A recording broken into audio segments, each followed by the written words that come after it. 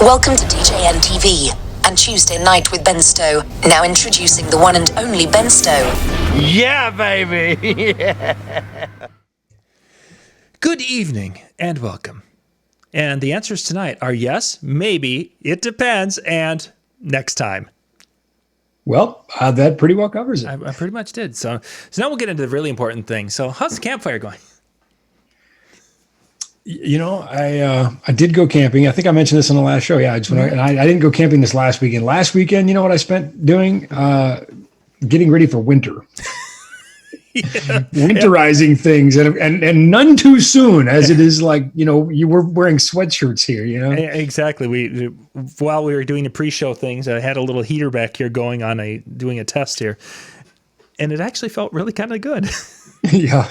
We have absolutely vehemently refused to turn on the furnace. And it's been kind of a challenge to see who's going to break first, you know? Exactly. Well, in our house, we didn't want to turn the furnace on and do that. So we have in the kitchen a little 4-foot baseboard heater, a little electric one that's hooked up to the dual fuel. So in my mind, that's cheaper to run than, say, putting an electric heater like this into the wall. So when the kids come out in the morning, they're like, it's cold. It's like, go sit over there by the, go over there. You know, it's what we used to do when we were kids. We'd sit on the heat duct. You know, I used to sit on the heat duct and pull a blanket over, you know, because the house was cold all the time. So, yeah. Back when our old house, you know. And you could see cracks around the window. It's like, I don't know how we people survived. How did we survive? Yeah, exactly. Oh my gosh, the 70s, such a dark time. Yeah, it was so long ago. We got a lot of folks with us tonight. Thank you guys for joining us, Jimmy and John. Probably because of Jimmy's graphic. Trevor, Gus. Oh gosh, we've got Bob, David, Howie's with us. Thank you guys for being with. Those are just the ones who've commented in the chat. Get your glasses ready for the It Depends drinking game. There we go. Howie's got that figured out. Man, I'll tell you, I would say, did you see Jimmy's graphic? But obviously you saw Jimmy's graphic. You're the one that posted it. I think that's from Big, right? The movie Big? Yes. This old tower. Yeah. At least he could have made me Tom Hanks. You know, I mean, why got me well, because you can ask. And I think there's one in Atlantic City somewhere, because I've seen it there, and I don't know if I've seen one in Vegas also.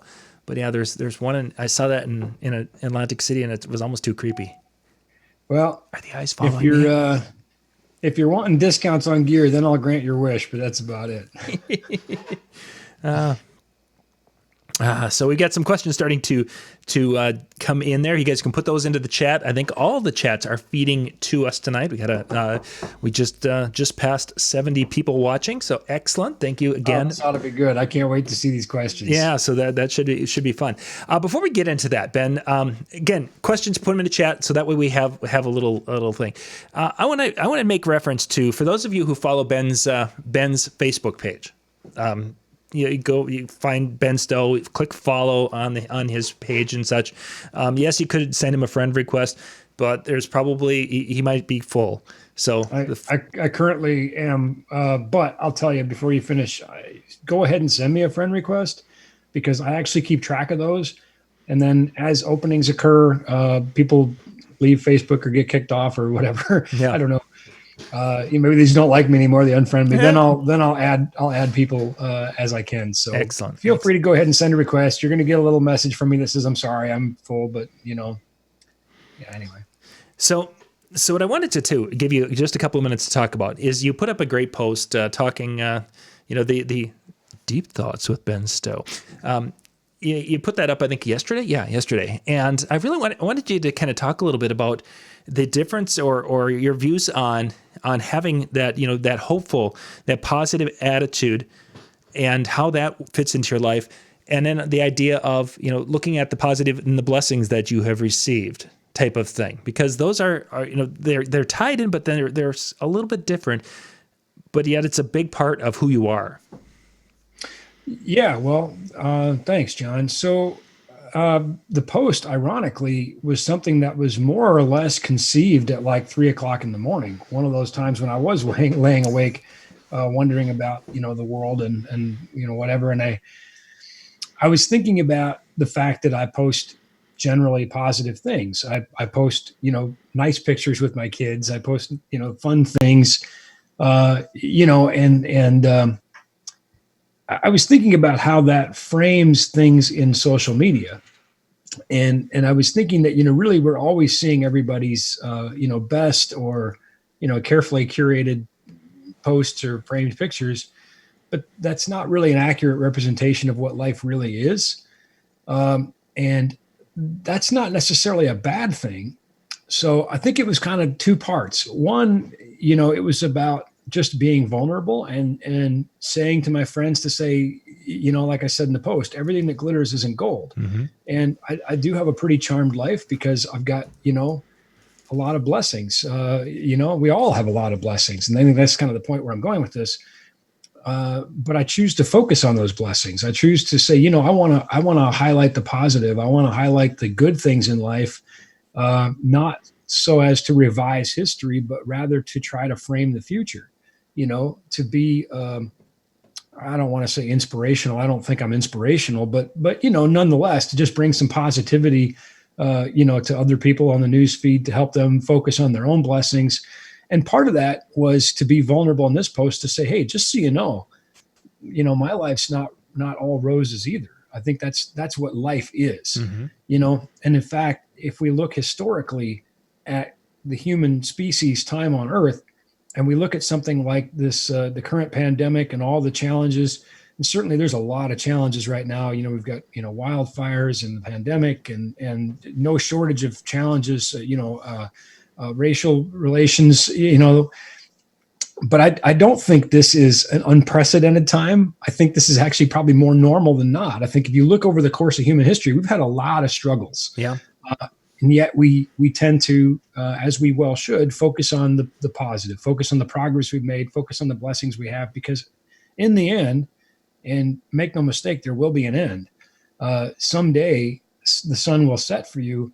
Hopefully what you have is a recollection of the positive, and that you can look back and say, my life was great, not just good, but great, in spite of, maybe. But also, I'm kind of rambling here, but also, again, to set that for other people to say, hey, remember, we're a blessed people. We're just blessed to be alive, honestly, and we're blessed to have the problems we have. Mm-hmm. So kind of a long and rambling, but again, that's kind of how it went through my mind at 3:00 in the morning. And I think I framed it a little better in the post, but Yeah, you did a wonderful job with that. And a post like that, and I've thought things, or wanted to put something like that up at different times, but the focus of a lot of that effort that you put on that post that I don't put up is because those are some of the lessons that I want to teach my children. That we want to be able to share with them that it might be a tough day, but you still have a lot of things to look forward to, and focusing on the positive instead of just dwelling on the negative, understanding that there is negative, so you can put yourself in a position to be successful. But then if there was no negative, would you really appreciate the positive? Yeah, that's the conundrum my children bring up. Well, if it was good all the time, we'd never know what a bad day was, and then we'd never know a good day existed. So then it would be just a day. Well, they're not wrong. There is that. I mean, it's you appreciate the daylight because you have night.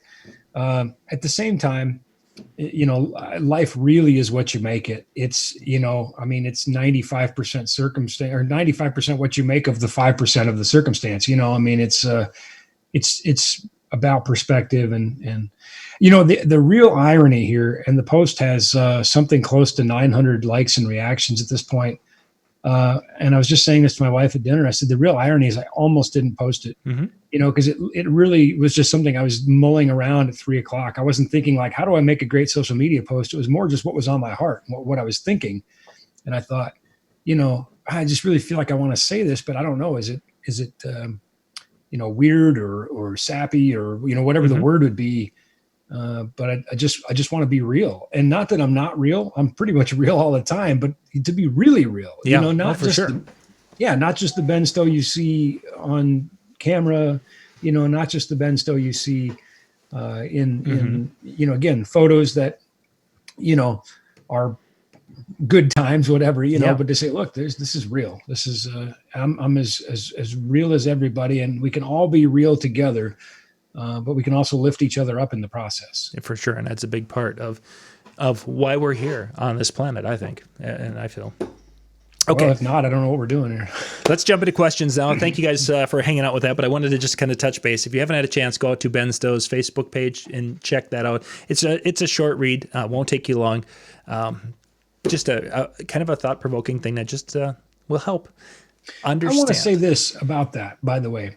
One of my friends made a comment on the post he said, I didn't have time to read 100 plus comments. And he probably didn't. He's a busy guy, but I want you to know that I have read every single comment. So if you do go read it, share something. Honestly, I am reading every comment, and it's meaningful. And some of the private messages I've got blew me away. Again, I almost didn't make the post, and I thought, wow, I'm so glad I was moved to make this post, because I had no idea what kind of impact it was going to make. And I'm really, really grateful if it has made a positive impact for you. And all I ask is, pay it forward. Yep. Let's go do that for somebody else. Right now, there's a lot of people struggling to make sense of the world. We have I would say, a fairly toxic election cycle.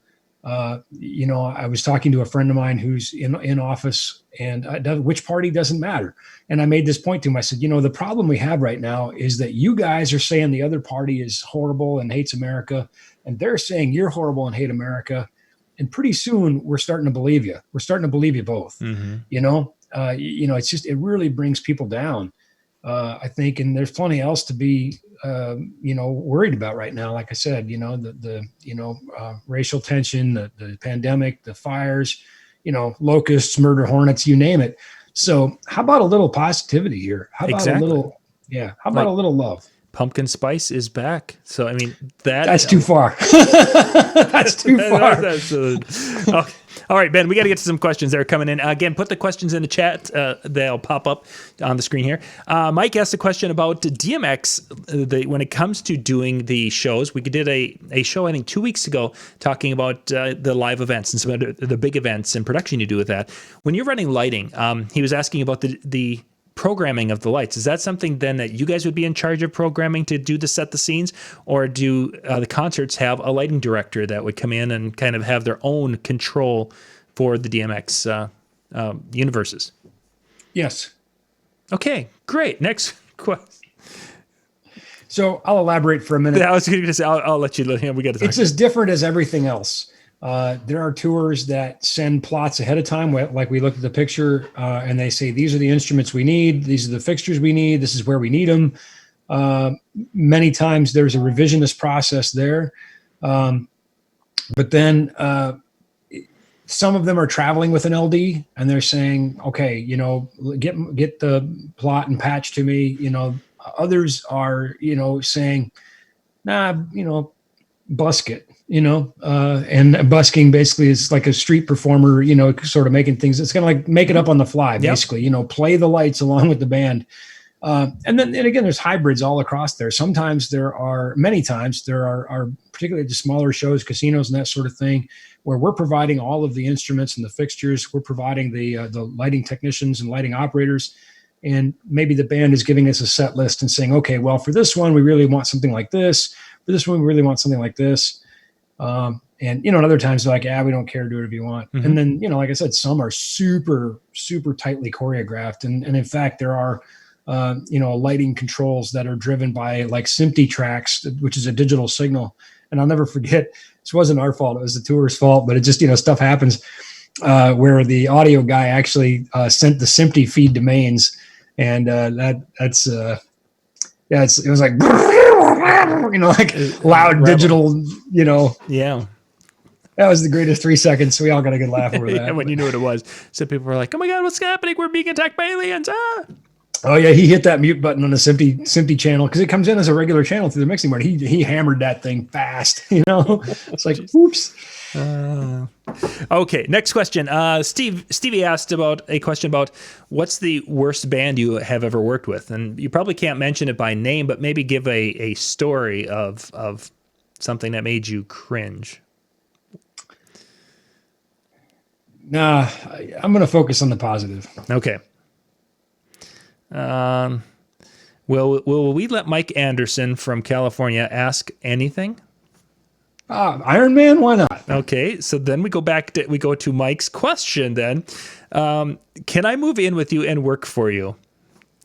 Yeah, absolutely. I don't know how you feel about 50 degrees. That's the temperature here right now. It might be a little change from California, but we don't have any fires, so that's a plus. It's going to be 36 tonight, or in your neck of the woods, it's going to be less than that. Mike, I think you would make an amazing member to anybody's team. Here's why I wouldn't let you work for me, Mike. You have far too much to give in your own business. I know that right now things are tough, but you have so much to offer this industry. I would feel like I was getting in the way of what you can do for a lot of people. But I would love to have you on my team in any other circumstance. And I feel like I have an amazing team, and I have the greatest people working for me. So you have to take that as a real compliment for me to say, I think you have more to give outside. Excellent. Adam's got a question. What are a couple of microphone brands? You can still live with me though, Mike, by the way. You can still live with me. That's fine. Exactly. As long as you like ice cream. Yeah. Adam's question. A couple of wireless microphone brands that you'd recommend for using for wedding ceremonies. He needs to have about 150 to 200 feet of range on those wireless mics. So brands is a tricky issue because everybody's got, various levels, right? So, I really cringe when somebody asks a question on a forum and somebody just responds with a brand name. I feel like that's very unhelpful. Mm-hmm. I'm looking for a specific vehicle, blah, blah, blah. And somebody says, Ford. Like, well, what does that mean? That doesn't mean anything. So I will give you some brands, but I'll say there's a lot of great brands to choose from. And he also did ask about models, if there was a specific model you'd recommend. Yeah. So that now we're getting down to now the rubber is hitting the road, so to speak.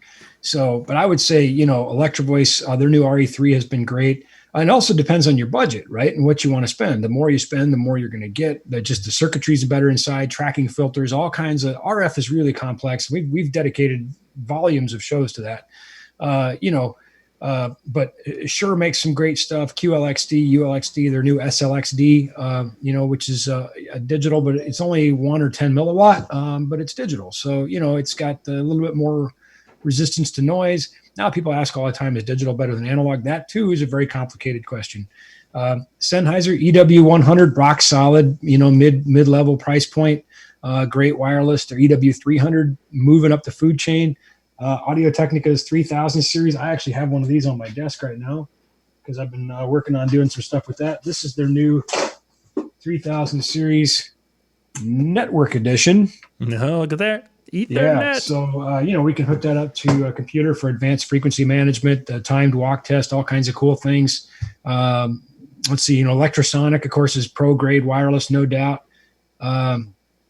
Gosh, who did I miss? Covered Sennheiser, Shure, AKG. Did I cover AKG? They make some great stuff too. AT. Again, here's the deal. Let's talk about you. Let's talk about your specific needs and your budget. If you say, hey, I want a rock solid wireless, it's going to go 150 feet and I don't want to spend more than $200, I'm going to say, I got nothing for you. Mm-hmm. That's not, in my opinion, that's not a reality. If you said, I've got $10,000 and I want you to guarantee me there'll never be another dropout, I'd say, I still don't have anything for you. RF is just a messy business. However, having the right tools, and again, there's a lot of good tools from a lot of different brands, but having the right tools and then using them the right way is going to give you the best possible chance of reliable results. We've talked about this on the show many times. I've handled the wireless for the last 8 college football national championship games. I tried to get out of it after year 5. I think I'm out this year finally because there is no championship. So I think this is finally my chance to break free. But, when you have something like 200 channels of wireless in operation at a stadium like that, failure is always an option. And I feel like I got away with it 8 times. We had 8 years with no problems. For me, I'm like, what, 9, 10? What's the magic number? I'm going to call it good and say I did my job. Point is, good tools, good practices, best results. Excellent. Continuing on, again, thank you guys for being with. We've got a great crowd in the comment area, put your questions down there. I'm working my way through, and we're back a little ways yet, but we're working our way down. Carlos has got a really interesting question here. If you had to choose a different career that's not connected with anything you're doing currently, what would you have done, or what would you like to have done? Let's hope I don't have to find out. That said, I think what's kind of funny is, as a little kid, I wanted to be a train engineer. Mm-hmm. And I do actually drive steam trains for fun now. I also wanted to be a pro baseball player. That didn't work out so good. That's through the eyes of a 4-year-old, right? Or whatever it was. As a teenager, I actually wanted to be a virologist. Right now, I feel like I kind of dodged a bullet there. I think I don't want to be a virologist anymore. I think it's much better to be a sound guy. And if here's the deal. I don't want a career change. And what's been good about this slowdown, if there's anything good, is that it's given me the opportunity to realize that. Because when we first slowed down in March, I was coming off a crazy travel schedule, nonstop flying and shows and touring, and I was tired. I said, I don't want to do this anymore. And having a little bit of a break has given me that opportunity to evaluate and to say, no, I do still want to do this. So Carlos, I just said a lot of words without really saying anything, because obviously being a pro ball player is out of the cards now. I was out of the cards then too, but I just didn't know any better. I don't know what I'd do. I really don't. I think I'm just going to keep trying to be the best sound guy I can and try to be the best resource for our industry I can, because I think this is where I want to be. Excellent. Next question, Howie, if you could talk a little bit about modified. Yes, Howie, I have been training for the rematch. He actually has. I can attest to it. We were talking about his workout schedule before we went live. Another 12 months of quarantine, I might be able to beat Howie. We'll see. Howie's wanting you to kind of explain. We've been talking, because of inverters, modified sine wave and a pure sine wave. A modified sine wave can do damage to some types of equipment. Can you talk a little bit about that? Well, I'm going to keep it in non-Howie terms. I'm going to make it very simple, and I'm going to basically say, if you want Howie terms, go to Howie. Yeah, he knows that stuff. Yes, and he's also the better wrestler too. But that's neither here nor there. So, I mean, he might have got lucky. I mean, wrestling's a sport where you can get lucky. Yeah. Oh, I thought his manager threw a chair in there, and yeah. Oh, not that type of wrestling. Sorry. By the way, Howie, you are in big trouble, because Big Daddy McKee is now training me for the rematch. So it's coming, baby. Yeah, there. I was going to say, you're up in your game now. You've got a manager in the corner. You got Big Daddy. He's saying, "Did you take your vitamins today? Did you train today?" I'm like, "No." I mean, I think he come from New Jersey to whoop me. So I've been working on it. He would. Connecticut, rather. Excuse me. Yeah. But, I always get to see him in New Jersey. Anyways, I totally forgot the question. Modified sine waves. Yeah. Yes, I'm attention deficit. So if we think about, electricity is basically the lifeblood of our equipment, right? And so a sine wave, basically the up and down of an alternating current, should be smooth and regular, and that's what we would call a pure synthesized sine wave. Normally a sine wave is a product of the way that the electricity is generated, but in this case it's synthesized by a circuit, because DC has no sine wave. It's direct current as opposed to AC alternating current. So this is kind of a thing where we talk about with UPSs and things too. There are AV friendly UPSs, and think about sound travels in frequency. So, as this current is oscillating and the oscillators and circuits, and it kind of goes, again, I'm trying not to get into the Howie definition here, but bottom line, good power, good sound, bad power, bad sound, And what kind of damage could bad power do, or are there certain types of gear that are more susceptible to problems? My gosh, people, hey, well, hang on a second here. Please, I love you. Don't message me right now during the show. Message John. Make him read those comments. Yeah, I'm getting to him. It's just, you guys, you're doing great. Thank you. Well, we'll get to him. I would think it's probably more likely to just affect the overall quality. There certainly can be some things that can be associated with like, ground contamination and that sort of thing, which has nothing to do with sine waves, pitting of circuits and that sort of thing. I guess I might be over my head to think how it would damage a circuit. I guess it would depend on how that circuit is built. Mm-hmm. So, Howie, you're gonna have to take this one again. You're the better man. We can that if you guys really want to know more about it, the chill room, djntv.com/chill. Howie is an expert in there to answer questions, and he's there pretty much every evening helping the industry with a dedicated servant for sure. Yes, very much so. Next question. And unfortunately, sometimes on Facebook, I don't see the names of who wrote that. So I don't know which Facebook group this came from or page. Ben, big question here. Who were Yoda's parents?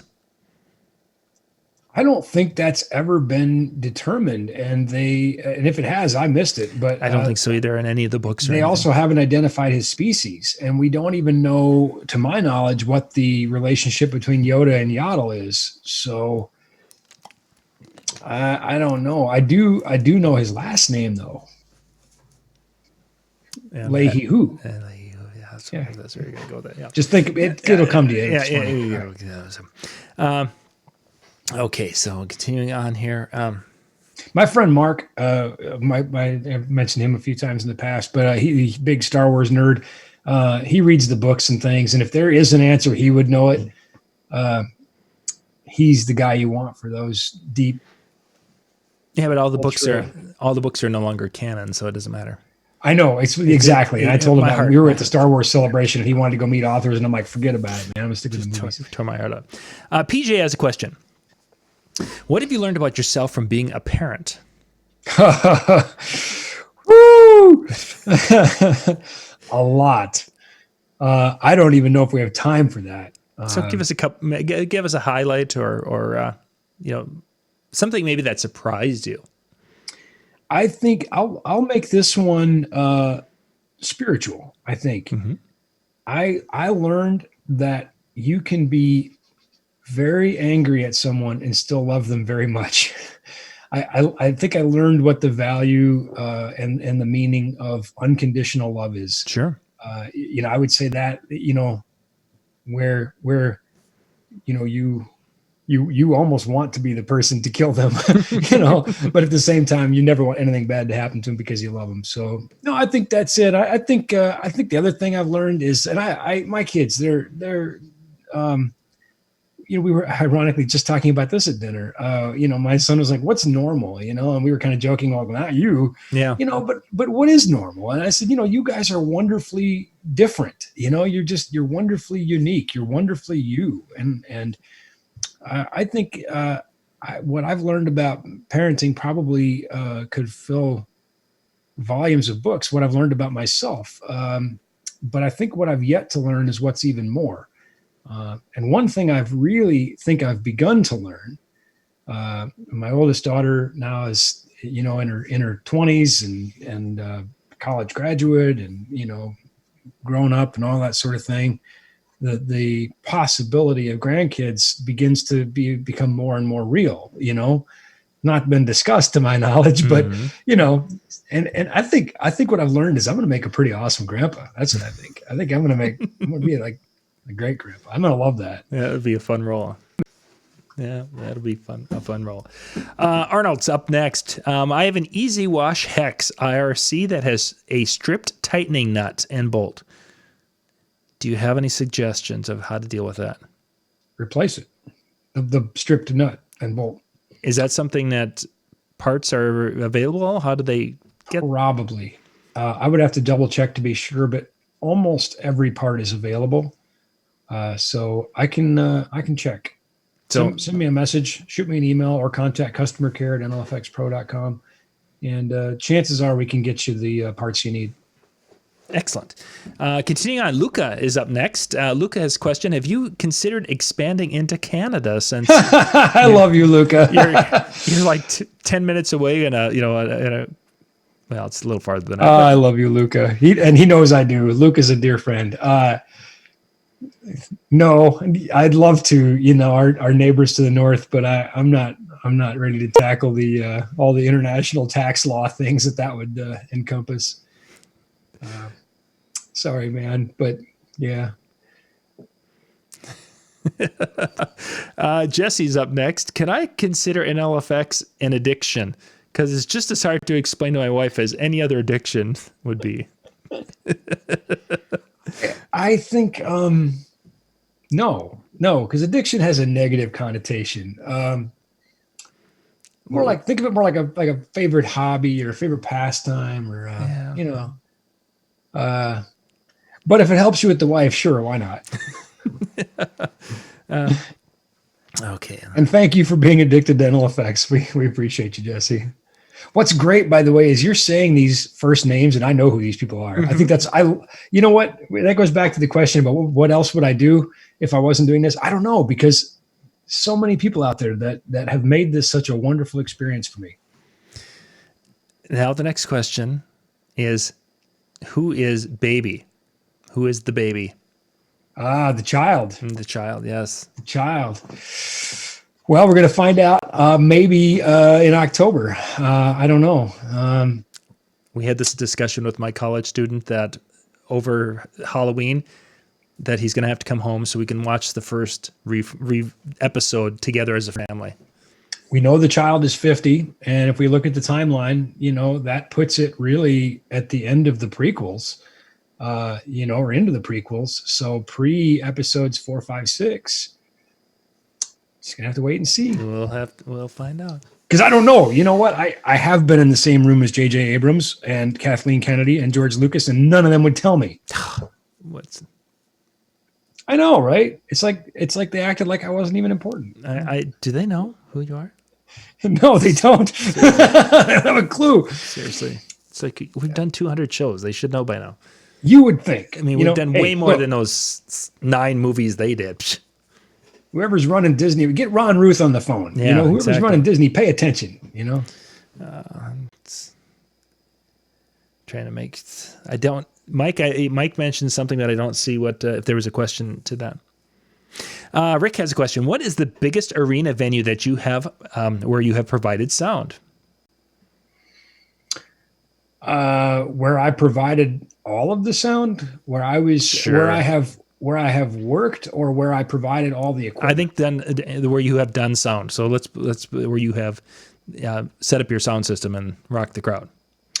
Well, the biggest arena I've done with my sound system is about 15,000 seats. The biggest arena that I've worked in is about 100,000. Excellent. My rig is not big enough to do 100,000 seats, nor do I ever want to have that much rig. That's just a whole different. I've worked those shows, and let me tell you, it's impressive. It's incredible to watch that many trucks come in and go out and to see the choreography, but it's just no fun. The biggest arena I've done with my rig is about 12 to 15,000 seats, about 15,000 seats. And then there was a second part of that question was, what's one of the smallest ones that you have set up your system for? 60. Some small one. I did a very small dinner show for an Elvis impersonator who is actually voted the best young Elvis. In fact, Elvis's own original drummer, DJ Fontana, said this is the closest to Elvis you're ever going to get. And I've worked with this guy many times. He's great. He's a Star Wars fan, so enough said, right? But anyway, just the whole band, great people, and they did some dinner shows. And I got to be honest. At first, I was like, wow, really? Was there like 70 people in this room, 100 people in this room, maybe? And I'm like, it was great. He's great with a small crowd. That's probably the smallest. I don't know. Arnold had another question. I didn't bring the line array for that, by the way. I used a smaller rig. Right rig for the gig. We've talked about that. Next one was Arnold.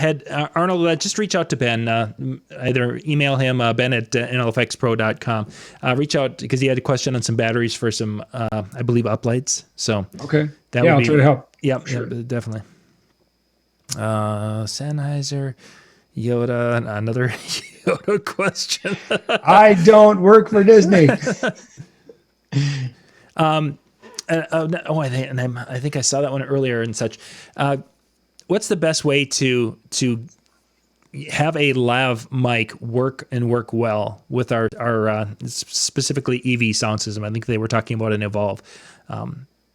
If they want to have for wedding ceremony, what's the best way to make that as successful as possible? You know who invented the lav, right? No. Satan. Okay, well, this is starting off on the right foot. They're tough, graphic EQ, nice, multi-band parametric, better, good gain structure, essential. When you don't have those things, then you have to really focus on placement. And again, bearing in mind that something like the Evolve has a wide dispersion, which is desirable, but it also means you're more likely to get some bleed. If you're standing at 120 degrees off the front of that Evolve, you're in the coverage area of that speaker. So, expect some concerns with feedback there. Sometimes I see people EQ lavs and the EQ is just scoops and scoops and scoops everywhere. And I'm like, you're basically just making a volume control now. I mean, you've scooped out everything. Yeah. Just hit the reset button and start over because it doesn't sound right anymore either, And of course, I can't let my very good friend Robbie Britton off the hook for when I flew to one of his things. He had the regional arm DJs, and I no sooner walked in the room from the airport and somebody stuck an iPad in my hand and said, "Here, make this lav work." I'm like, "What?" They were trying to get a presenter going, and they had a digital mixer with an iPad control. And so, I think I still had my backpack on in my suitcase, and I got an iPad in my hand. And about 2 seconds, I tried it, and I handed the iPad back to him, and he said, "What are you doing?" And I said, "I'm going to fix it." And I walked up to the person with the lav and I moved the mic. And I'm like, don't try to fix something electronically that exists acoustically. And in this case, the guy that was working on the iPad probably was pretty capable, but he'd been fighting with it for 30 minutes. And you know what? I would have fought with it for 30 minutes too if I had the desire to do that. I didn't, because I knew the solution wasn't on the iPad. The solution was moving the mic, and we used it the rest of the show. So lav microphones themselves, is there a big difference in quality to go? Because there's a huge price range in those. Absolutely. That's one of those areas that you can get some. I remember when was it Gemini when they first came out with the lav? That was our first ones that came out. It was like $70 when they had the wireless lav, and it's like, woohoo, this is great. VHF, this is going to be awesome. It was horrible. Well, it's just like we talked about with wireless. Good tools and good practices are going to give you the best results, and you can have one or the other with mixed results. But having good tools really helps. Max has a question here. We're on lav mics here. He's having a problem with kind of a scratching sound coming from it and pops. Would that be coming more from the connector from the lav to the buildback? Because that's usually the weak spot, I would guess. Two sources of noise here to look at, and incidentally speaking, and I think this one is probably very likely cable or connector. But I've seen this too, where jewelry is hitting it, necklaces, that sort of thing. Lav placement is rubbing on clothing. That's just something to look out for, But in this case, I haven't heard it and I haven't seen it. I'm going to say it's probably either cable or connector failure. For sure. Paul asked a question about now that the 600 megahertz are being banned. Man, these things are coming fast and furious here. We are so far behind. These questions came. Letterbuck, baby. What do we got? We are 25 minutes behind on our questions. 600 megahertz are banned. How many channels are left for our DJ microphones? Well, so are we talking TV channels? Because basically what we have in the UHF band is from TV channel 14 up to TV channel, call it 36. Now, bear in mind, that there are some chunks in there that we have, and some chunks in there that we don't. Channels that are reserved for radio astronomy, medical telemetry, that sort of thing. But if we're talking about, each TV channel is 6 megahertz wide. So if we're talking about how many microphone channels, assuming there were no TV channels anywhere, well, a lot, because a mic channel is only 25 kilohertz. So, depending on your power and how your signal is modulated, you could stick a lot of wireless in that range, but that's not reality. Almost everywhere there's TV channels that are operating somewhere in there between, 14 and 36, 37. It's a little bit weird because we do have a tiny little slice up to 616. Before where the new 600 megahertz thing starts. So I think it's 608 to 616. I'm going to think here. Something like that. Yeah, it was a very limited number of frequencies. Well, it's a tiny little slice. 614, because 608 to 614 is TV 37, which we don't have. That's what's reserved for radio astronomy. For some reason, my brain was just stuck on the 616 thing, and I had to look. So, but anyway, so if you say, well, in my market, like I'm in a really crowded market, maybe Chicago or LA or something like that, you might only have 1 or 2 TV channels open. And assuming that your wireless system can tune across whatever's open, that's maybe only 6 or 12 megahertz. Now, interesting of note is like Evie has the 6M band, which actually operates in the duplex gap up in 600, the duplex between the uplink and the downlink of what T-Mobile has. And that, I think, is a 10 megahertz gap. But if you're an unlicensed user, which you are, by the way, if you're watching the show, you're an unlicensed user because you can't get a license unless you're, like bigger than us. Big, yeah. Then I think you're limited to 6 megahertz and only at 20 milliwatts or less. Anyway, point is, that's a really difficult question to answer in terms of number of channels. Much easier question to answer based in megahertz. And beyond that, it really comes down to your specific market. Yeah, because you've mentioned in the past that some microphones that would work in the upper Midwest may not work in different cities around the country as well because of frequency conflicts. Yeah, like I'm just for fun, I'm looking at Chicago here real quick. I just happen to have it up on my screen. And basically from TV 17 to TV 28 is completely blocked. So if you had something like the Shure BLX in H9 band, it is unusable there. Maybe inside a really thick building or something in the basement where TV can't get in, maybe. Outdoors, you got no chance. Not a chance, yeah. Okay, let's see.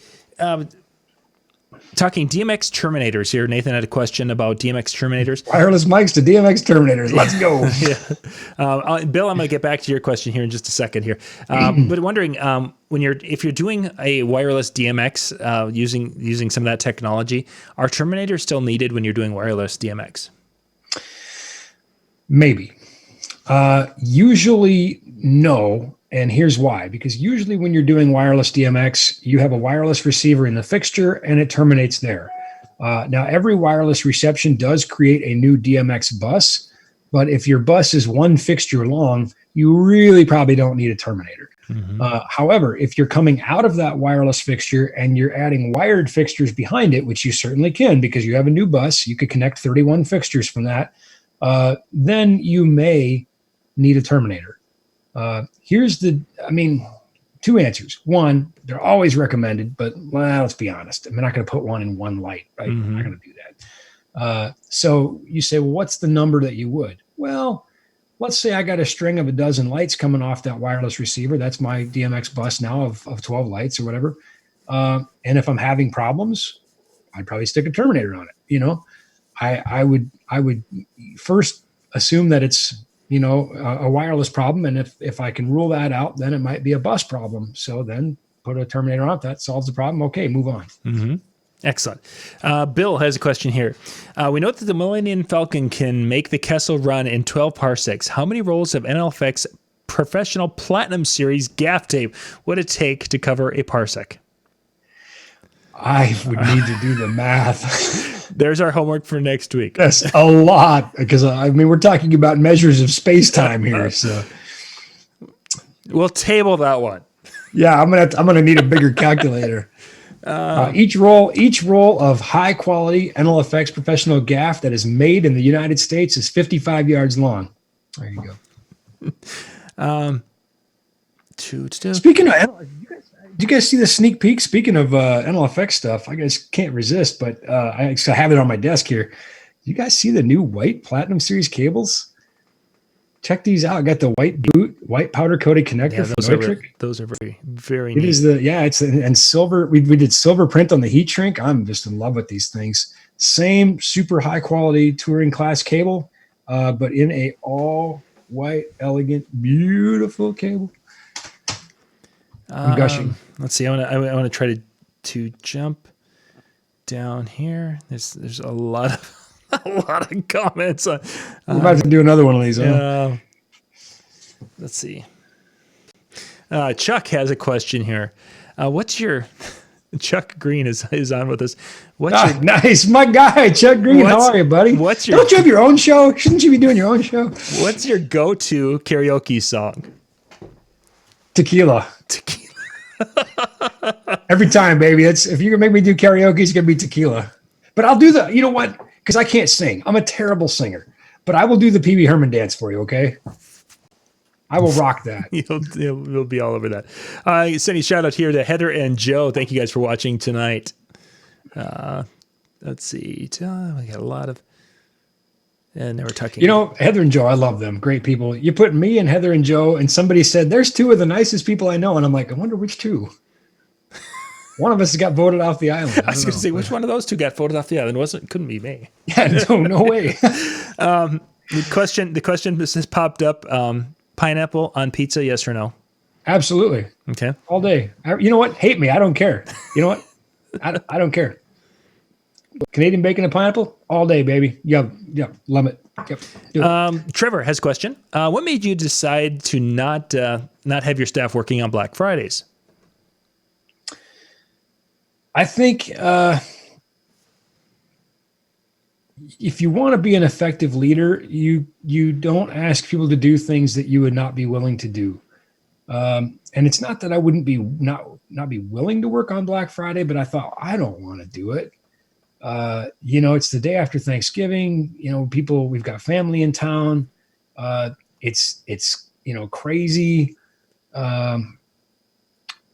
We just kind of said, pretty soon it's become, Black Week, whatever, all of from like now until Christmas, we said, crazy. Forget about it. Who we are as people and our families and our friends, that's just more important than, trying to do some stupid, crazy, and not that we want to deprive our customers of sales, but we've got a lot of days to do great sales, Let's not do it at the expense of family. For sure. By the way, we do have some great sales right now. If there will be some great things coming up here this fall. That's it, Trevor. And by the way, I think a funny story. I was at a show one time, and I had this young man who had enrolled in an audio engineering course.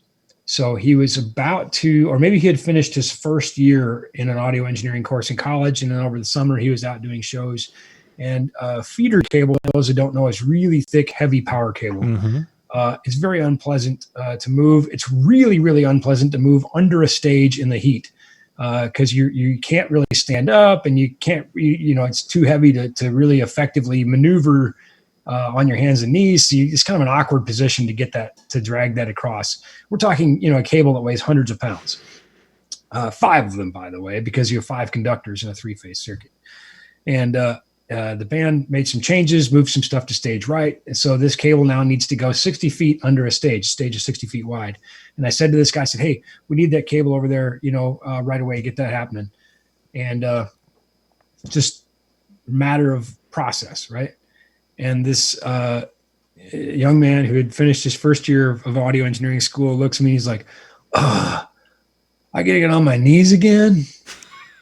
And I'm like, time out. Hold it.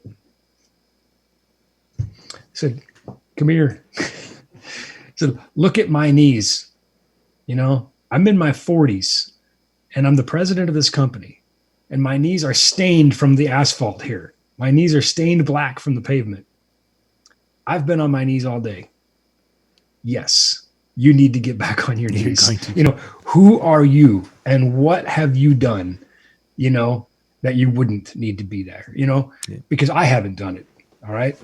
And, by the way, he's since many years ago now, I guess not many, 4 or 5 years ago, 3, 4 years ago, he's graduated. He now works in Nashville. We're still close friends. You know, I think it's just one of those things where you're like, look, you're not above anything here. Yeah. Yep. You know, no job is beneath you. That's, as the leader and the boss, sometimes that's a huge lesson for the staff or reflection for them to take. So in that same spirit, I said, you know what? I don't want to work on Black Friday, and I'm not going to make anybody else do it either. It's a neat time to a lot of communities now are having kickoff events that day. It's really kind of a neat time, and if the weather's nice, campgrounds, state parks are open. We got to keep going. We're gonna wrap up a few more questions that are in the chat, and then we won't be able to take any more. You guys have done a lot. There's a lot of them. Stevie asked, "Have you ever considered writing a book?" You know, I have, and I've actually started to. And for whatever reason, they just, one was a contract issue. The publisher and I just kind of, the contract fell apart. The deal kind of, changed, sort of like Darth Vader and, the Bespin Cloud City where the deal gets altered. And I'm like, you know what? I think I'm out. So yeah, I've thought about it. I need somebody to kick me swiftly in the pants, I guess, to get one done. I thought, if I had this kind of time at home, I would write a book, but it turns out I was wrong. So actually I've been so busy, it's busier during the pandemic than not traveling, but busier, I think, because it's required a lot of mental agility and flexibility, because there is no routine anymore. So spending a lot of time and energy just trying to figure out, what to do to keep the team intact, how to take care of our customers. So actually, I don't have a lot of free time right now. Not so much. And there's more discussion about Yoda and Yaddle. But that we'll have to save that for a different. there's quite a bit of that going on. I really need to see. You have to send me these comments. I don't get to see them, so you need to send me these comments. Okay, we're talking parsecs. They're doing the math here for you, so you got that coming. Excellent. I love my Rick friends. Has got a question here. Have you ever built your own speakers? We know you did the lights. We talked about those on numerous occasions. I have. Yeah, I did. That was actually when I was in school, when I was in electronics school. I've built a few speaker enclosures, and we did some math with the cubic footage and tuning boxes and that sort of thing. I wouldn't do it again. It was fun, but when I look at what the professional engineers are making and the stuff they're coming out with, and the complexity of the tunings and understanding the software that goes into the tunings that goes behind the box. So yes, I have, and I wouldn't do it again. Somebody's wondering, Jeff is wondering about the glasses behind you. Give us a quick little what those are. So those are all hurricane glasses from Hard Rock Cafes. And we don't have time for this story, but it's a good story for why I started collecting those. And anyway, it just became sort of a thing I did. It started with one, and then it was two, and then pretty soon it's like an addiction, like NLFX is for Jesse. But they're all from various Hard Rock Cafes around the world. Excellent. And we're going to wrap on that question because we've got more that have come through. We just don't have time because we got to. Jay and Brian are getting ready in the wing. So, Ben, thank you much tonight for taking questions and being a good sport with us. Felt like a duck in a shooting gallery. Holy moly! It was like that. There's a lot of stuff. And thank you guys for being with us tonight and having some fun in the chat room. And yeah, there's all sorts of theories going on about who the child is. Man, I got my own theories. But that's all they are is theories. Yeah. They've done I'll tell you what. So here's one more. Okay. We'll leave you with this one. The episode where the bounty hunter gets shot in the desert. Okay. Now it was actually one of the touring bands that I worked with. One of the singers picked this up. And, of course, no surprise. Professional musicians got a tuned ear, picked up the sound of spurs as a creature, a person, a thing approached the body of the bounty hunter in the desert. And these pro musicians I work with, sometimes they just astound me. They come up with stuff, but their brains, that's why they're so good at making music. They're so creative. But this person said, when I heard that, I thought, I've heard that before. Went back, watched Empire Strikes Back. When Boba Fett walks in Bespin, same spur sound. I'm like, holy moly, you pulled that out of your memory bank from the last time you saw Empire? Like, 30 years ago, maybe? I don't know, maybe it was only 2 weeks ago knowing this guy. But anyway, point is, I think we're going to see Boba Fett. Could be interesting. Could be fun. Disney does not make mistakes like that. That's not an accident. There's no sound designer that just said, "Yeah, let's throw some spurs in there for the heck of it." I'm telling you. Now we'll have to. Y'all go watch it while you figure out who the child is. I'll have to go watch that. I'll tell my touring friend we started a conspiracy theory. Yeah, that'd be great. That would be great. All right, gang. Thank you much. We'll be back here in just a couple of minutes with Jay and Brian. You guys can go out there to DJN TV or Disc Jockey News out on YouTube, and that's where it'll be. Once again, Ben, thanks a lot for tonight.